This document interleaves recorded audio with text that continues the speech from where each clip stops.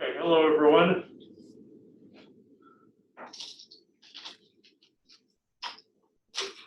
Okay, those of you on Zoom, can you hear me? Yes. Okay, thank you. All right.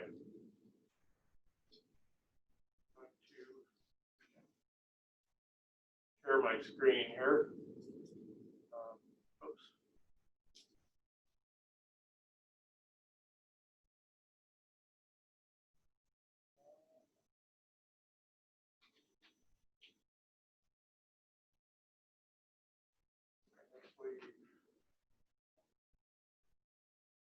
Give me just a minute here. Close that out. Go to Canvas.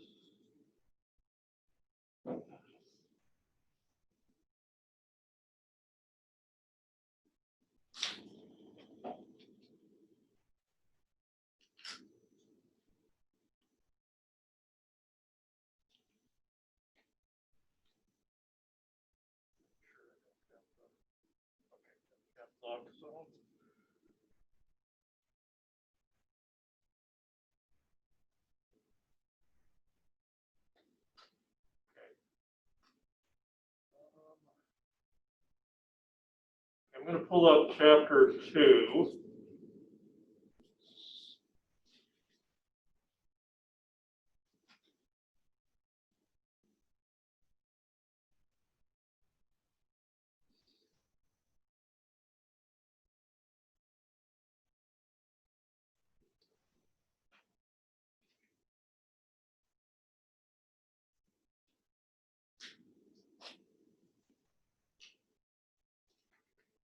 Okay, as soon as that loads, I'll share my screen. There we go.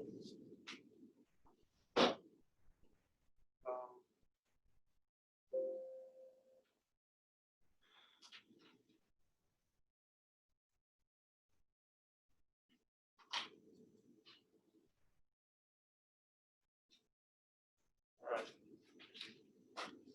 And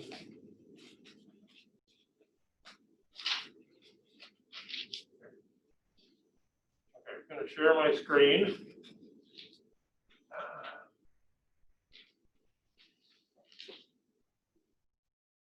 Okay, so this is chapter 2.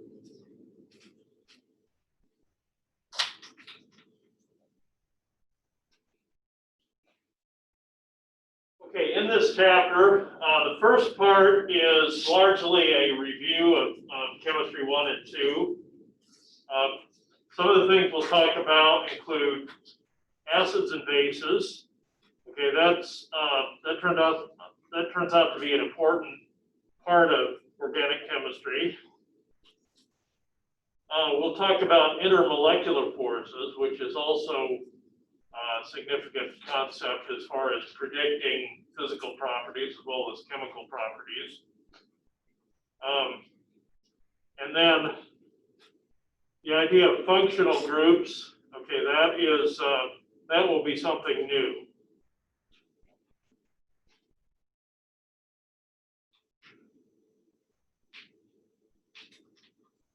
All right.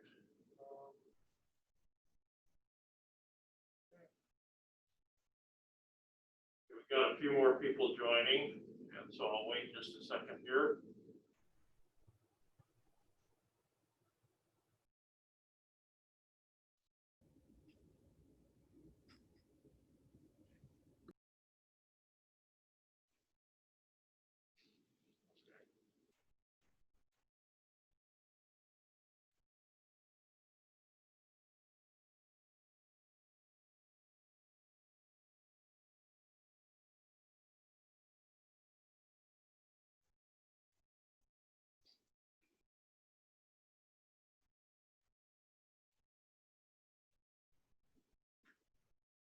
Okay, in the previous chapter, we addressed the idea of bond dipoles and how bond dipoles allow us to predict whether a compound will be ionic or covalent or polar covalent,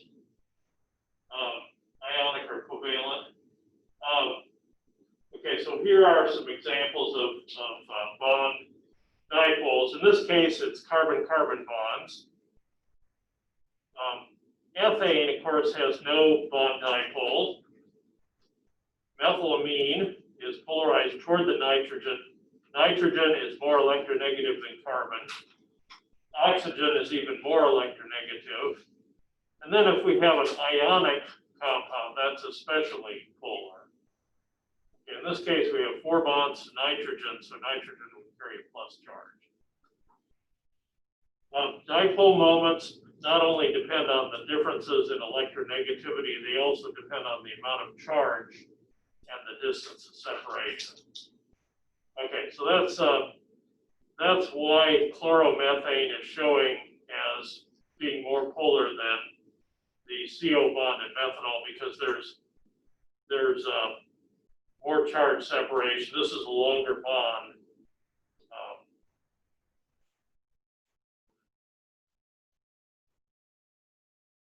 Okay, these are some other dipole moments. And dipole moments are measured in units called divide. I'm not going to say too much about this, but notice that the CO double bond and the CN triple bond are especially polar. The OH and NH bonds are especially polar, as well as these carbon halogen bonds.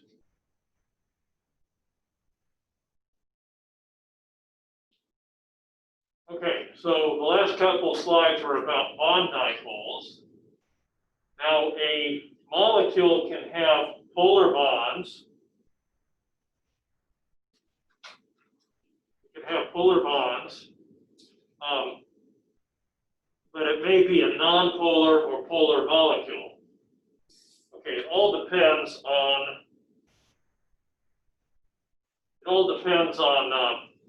whether the dipole moments cancel each other out.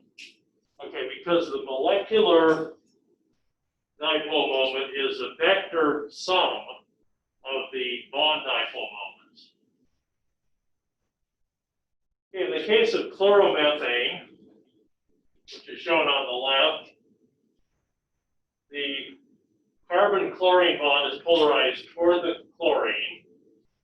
There's not a lot of difference between carbon and hydrogen. It's very slightly polarized toward the carbon. And so the overall dipole moment is to the right. Trichloromethane, or chloroform, has 3 carbon-chlorine bonds. And those reinforce each other. And so chloroform is polar. Carbon tetrachloride, on the other hand, that's the third one, has polar carbon-chlorine bonds, but these cancel each other out. Okay, they oppose, and so their vector sum is 0. And so carbon tetrachloride now is a nonpolar molecule. Okay, the last one is one that's called cis-1,2-dibromoethane. And in this case, we have a slight polarization from the hydrogen to the carbon, and then the carbon-bromine bonds are polar, and they both reinforce each other.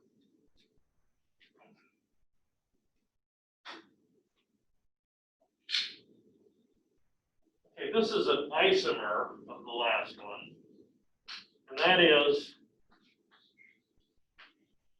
okay, we'll learn how to name these, but this one is called trans-1,2-dibromoethene. Okay, it's actually a different compound because you can't rotate about a double bond. Right, in this case,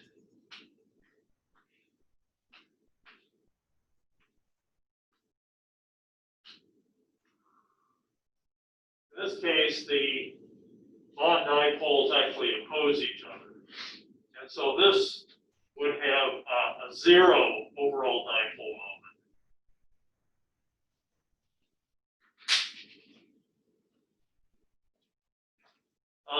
Molecular dipole moment, as we'll see later on in the course, can affect a lot of different properties.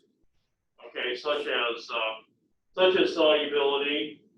Can affect physical properties like melting points and boiling points. Okay, so we would expect the more polar cis-1,2-dibromoethane to have a higher melting and boiling point, say, than the trans. Okay, lone pairs of electrons definitely do contribute to the dipole moment.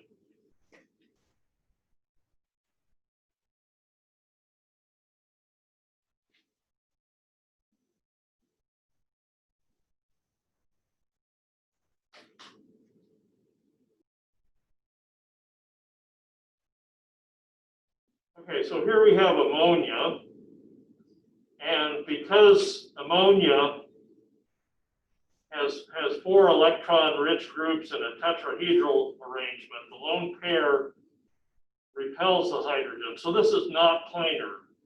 So the dipole moments don't cancel each other out. You can see by the electron paramagnetic map that there is a high electron density around the lone pair. And then the other side of the molecule has a low electron density. It's electron poor, it's partial positive. Okay, water, okay, since oxygen is more electronegative than nitrogen, okay, you can see an even greater polarity. Okay, there's a high electron density around the oxygen, and then a lower electron density on the other side. Okay, here's acetone.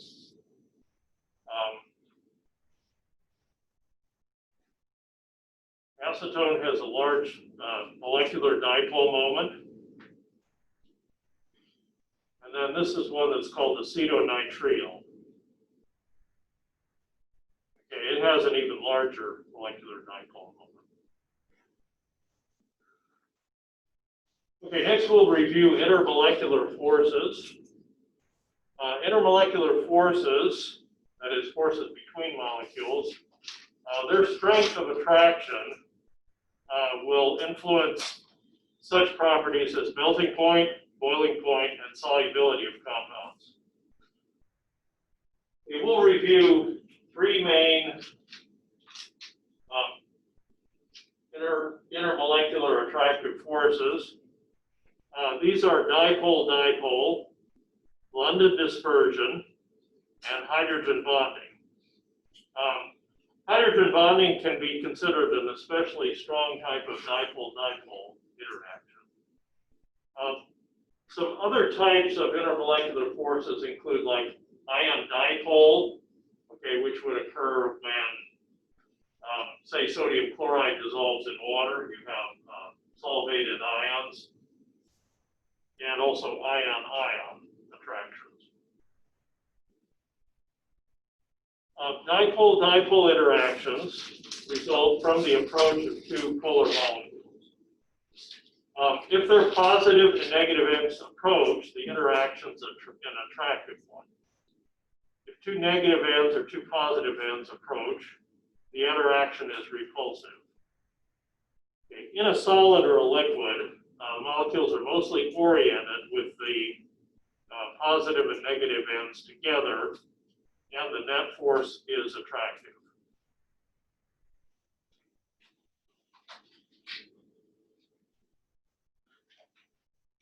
Okay, so a good example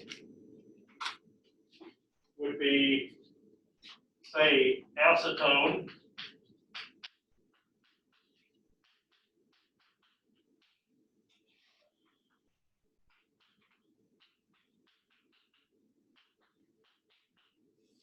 Okay, this would interact by dipole-dipole forces. Or another one would be acetonitrile.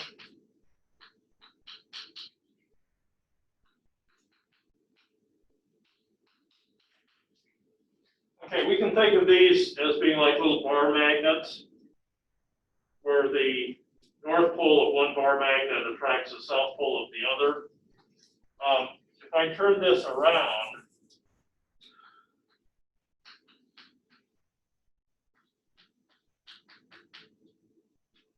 okay, so this is partial negative, partial positive. If I turn this around, then there's a repulsive interaction.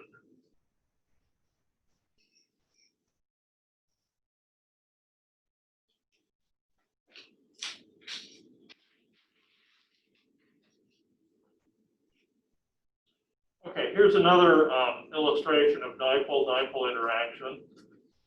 This is chloromethane. Okay, it can be symbolized like this, like little bar magnets. And again, if like charges are adjacent, then we have repulsion that occurs.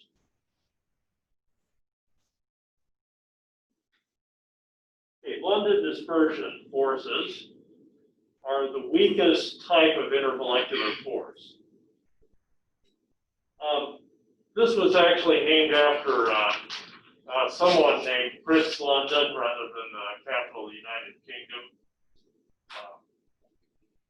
And this is one of the van der Waals forces. In London dispersion forces, there's a temporary dipole moment in a molecule, and that can induce a temporary dipole moment in a nearby molecule. And then you have an attractive dipole-dipole interaction that results for a fraction of a second. Okay, this is the main force in nonpolar molecules. Okay, if we take something like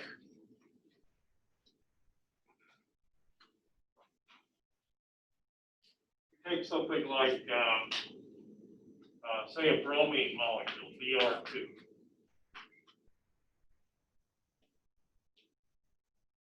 Okay, that has a zero dipole moment. Okay, there's no difference in electronegativity in that bromine-bromine bond. So that's a nonpolar molecule. If there were no intermolecular forces, then this would not be able to form a liquid or a solid at all. Okay, same way with, say, like the noble gases.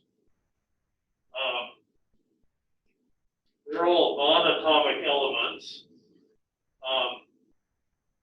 but the only type of interaction would be London dispersion.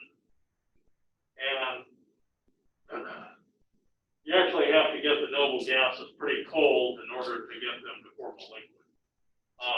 Liquid helium is 4 degrees above absolute zero.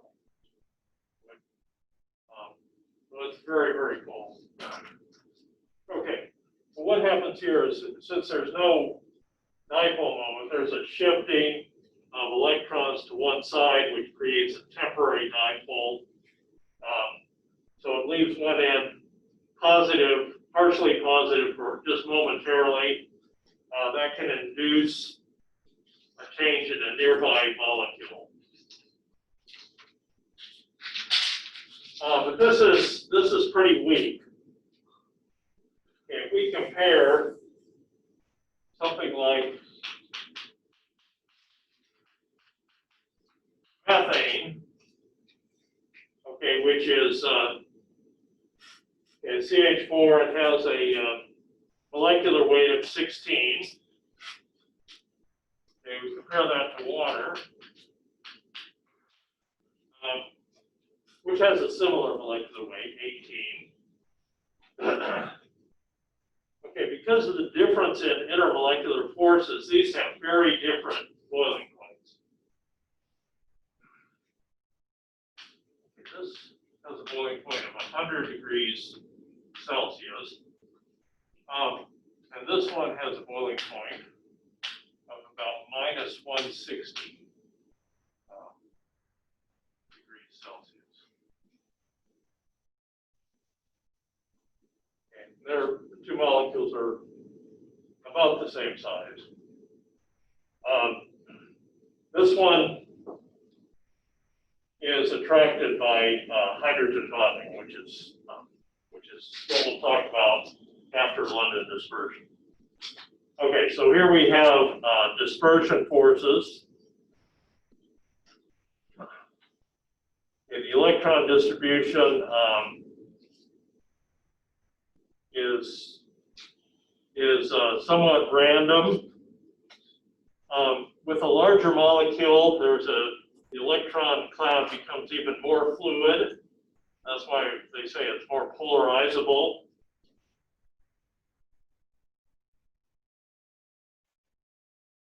All right, branching can have an effect on boiling points. Okay, these are examples of what we call isomers. Isomers have the same molecular formula but a different structure. And these all have different boiling points. Okay, the long chain isomer, which is called N-pentane, that's this one on the left, has the greatest surface area and the highest boiling point. Okay, so as the amount of chain branching increases, the molecule becomes more spherical and its surface area decreases. Okay, so let me illustrate this.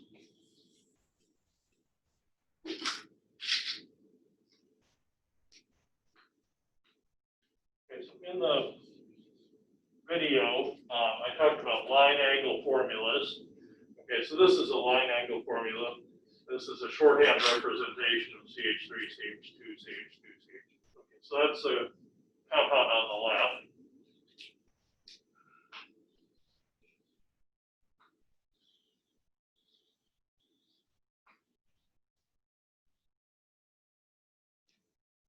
Okay, when these approach each other, you can see there's more surface area in contact than if we have the neopentane, which is carbon with 4 CH3s around it. So this has a more spherical shape.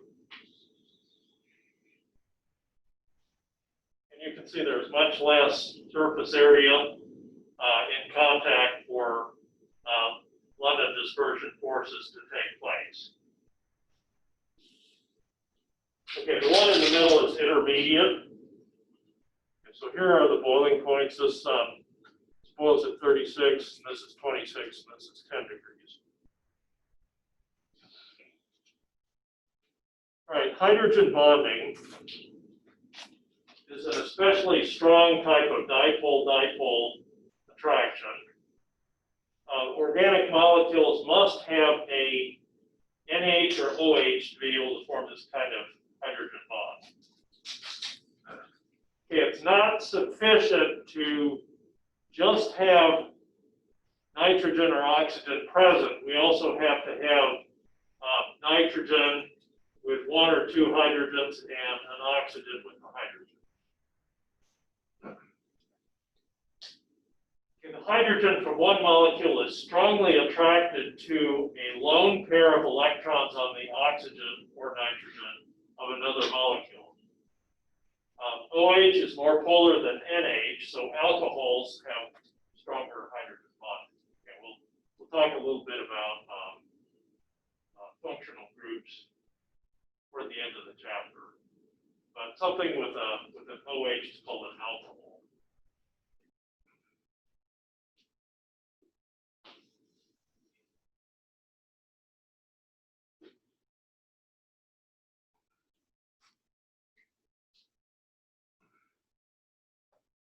Okay, so this is methanol. It's an example of an alcohol.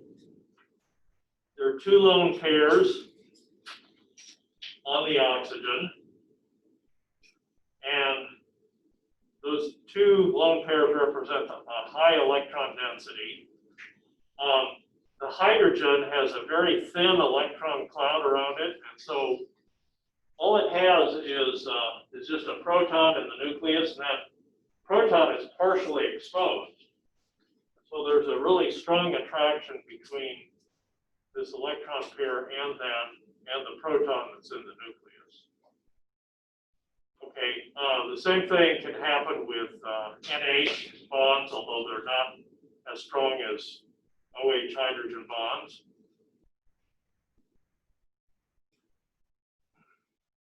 Okay, let me draw the structures of ethanol and dimethyl ether.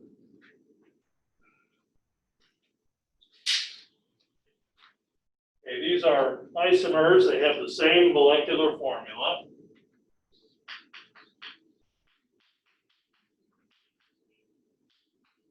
All right, this is ethanol. And this is dimethyl ether. The first one can hydrogen bond, the second one can't, because there's no H on the oxygen. Okay, so we see a significant difference in boiling points. What did you say that second one was? That's called dimethyl ether. Dimethyl ether. Yeah. Okay.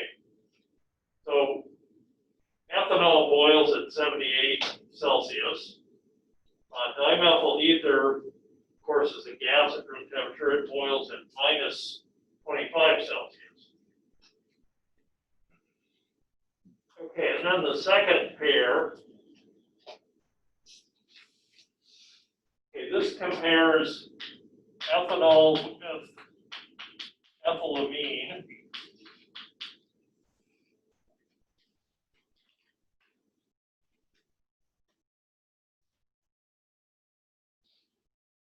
And again, you can see that ethanol,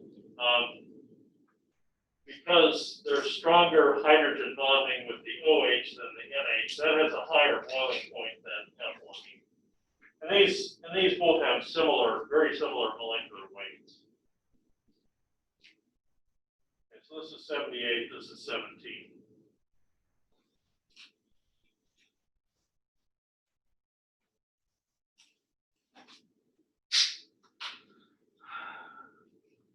Okay, so in order for intermolecular hydrogen bonding to take place, the H actually has to be on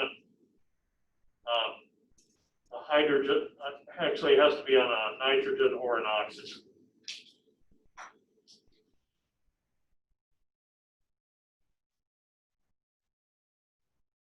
Okay, so here are the structures.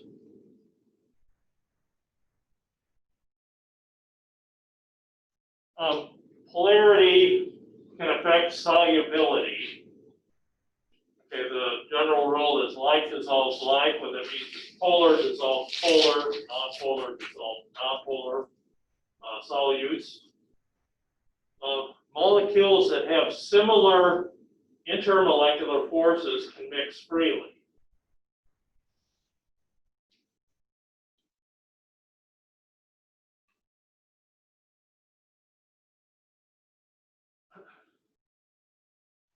Okay, so here we have an ionic crystal lattice. Okay, maybe something like sodium chloride. And with a polar solvent like water, we have hydrated ions or solvated ions. And this releases energy, and we see an increase in entropy or molecular disorder. Okay, so ionic compounds like this will dissolve well in water and similar solvents. Okay, if we have a nonpolar solvent, okay, say something like gasoline, salt won't dissolve in gasoline. Okay, because these ion-ion attractions are much stronger than anything we would get between ions and the London dispersion forces that would occur with this nonpolar solvent. Okay, so this would be insoluble in a nonpolar solvent. Okay, if we have a nonpolar solid and a nonpolar solvent, okay, then we have similar intermolecular forces, and then this would dissolve.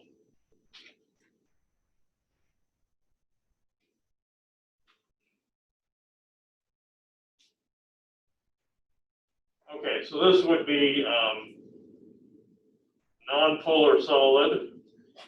Okay, maybe something like petroleum jelly. Okay, and it's not going to dissolve in water.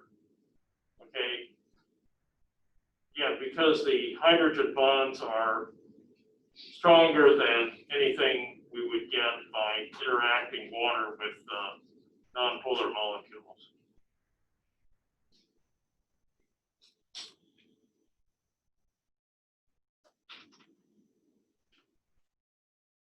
Okay.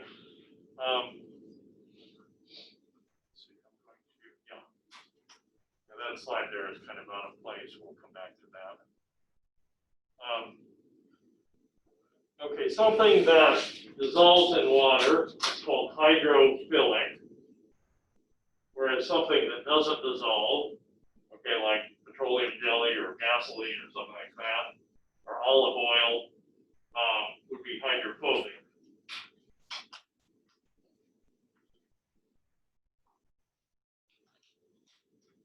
Okay, next we're going to review some of the ideas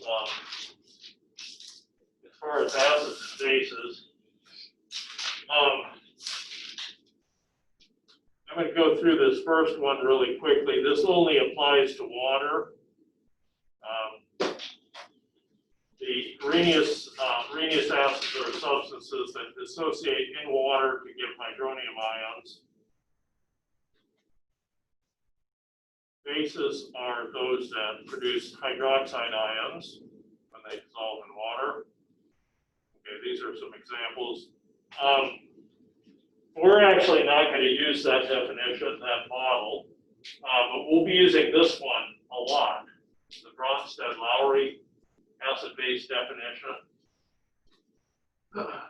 Okay, according to this model, the Bronsted-Lowry acid is a species that can donate a proton or H+, and a base is one that can accept an H+ or a proton. Okay, this doesn't necessarily even have to take place in water. And with the Arrhenius definition, the only base was hydroxide. Well, there's a lot of other bases that we can have with the Bronsted-Lowry definition.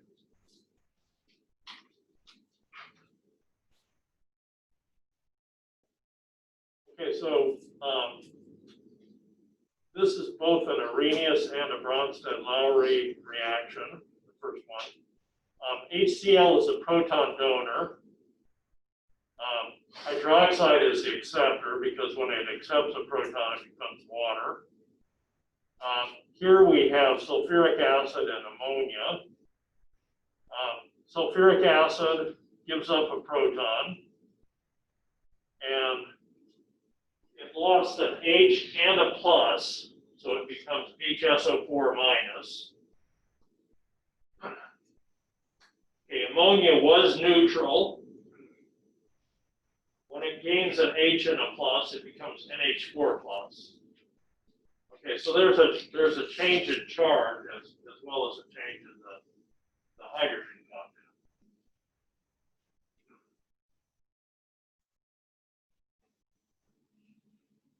Okay, so we've probably seen hydroxide as a base, ammonia as a base. Okay, here's a carbon-carbon double bond. Okay, this can also act as a base. When HCl loses a proton, it becomes Cl minus. Okay, lost an H and a plus. And then this is propylene or propene. When this gains a hydrogen, it becomes this carbocation, a compound with a positively charged carbon. Okay, and then here's another example. This is similar to ammonia. Nitrogen gets a proton, and it acquires a plus charge. Nitric acid becomes nitrate ion, NO3 minus.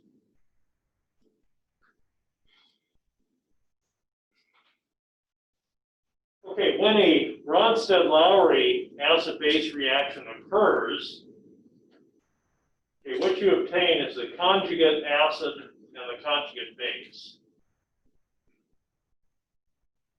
Okay, and here are several examples.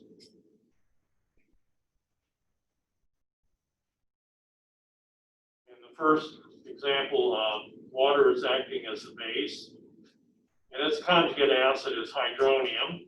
Conjugate base is sulfuric acid is hydrogen sulfate. Okay, and then we have these other examples. Okay, here water is acting as an acid. Okay, notice in the first reaction, water is acting as a base, and the second is acting as an acid. Donates a proton to ammonia. We get ammonium and hydroxide. And then we have a third example.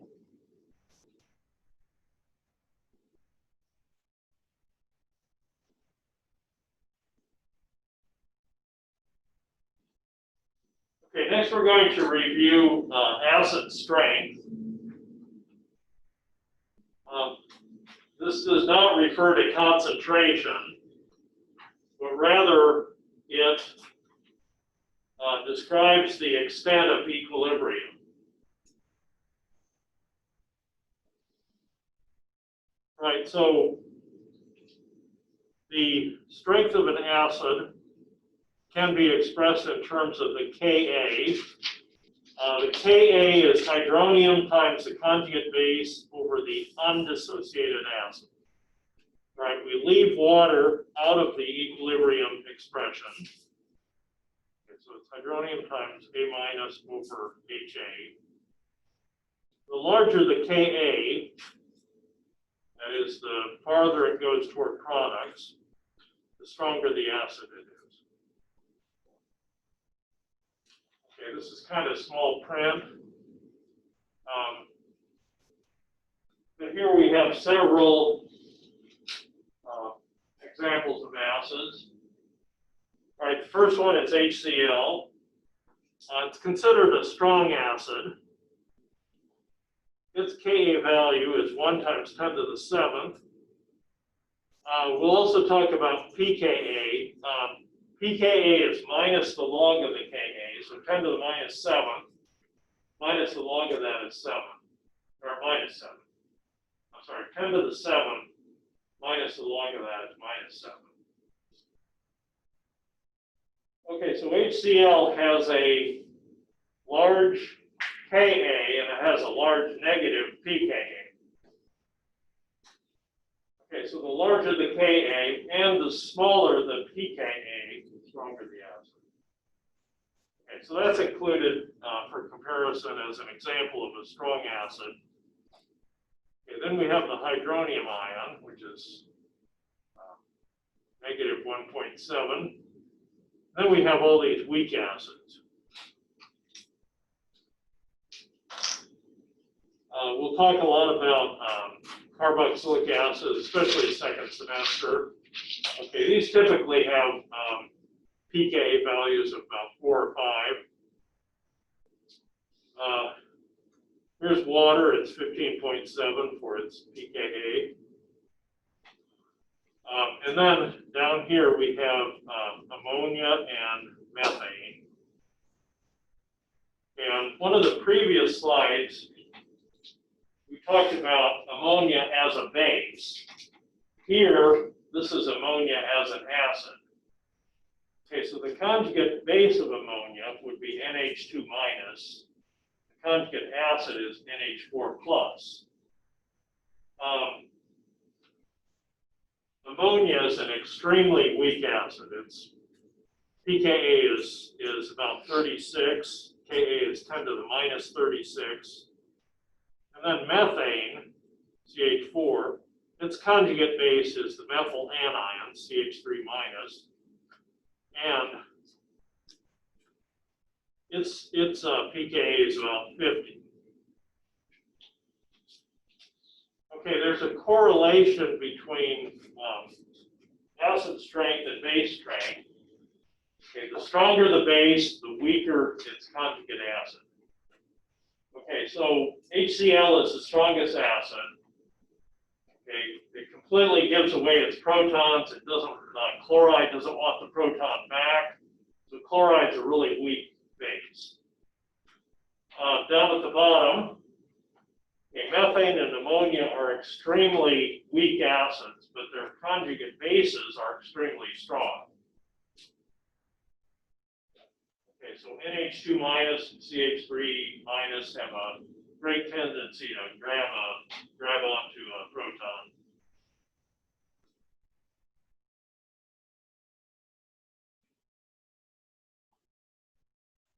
Okay, so a stronger acid has a weaker conjugate base, a weaker acid has a stronger conjugate base, and acid-base reactions are going to favor the weaker acid and the weaker base.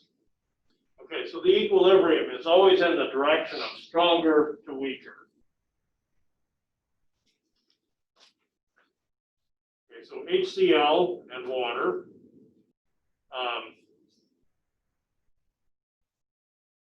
React to form hydronium and chloride, and the equilibrium favors the forward direction. Methanol and water, since methoxide is a much stronger base than water, okay, the reverse direction is favored.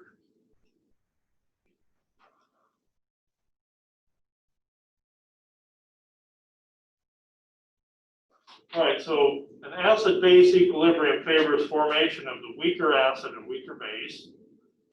The weaker acid has the larger pKa, the weaker base has a larger pKb. The weaker acid and the weaker base are always on the same side of the equation. Both of them are reactants or both of them are products. Okay, so weaker acid or weaker base are always on the same side of the reaction. Okay, so here are a couple of examples. Okay, so here we have acetic acid, 4.74, reacting with hydroxide. Okay, the conjugate acid is 15.7. Okay, that's larger, so that means that water is the weaker acid. So this favors the forward direction.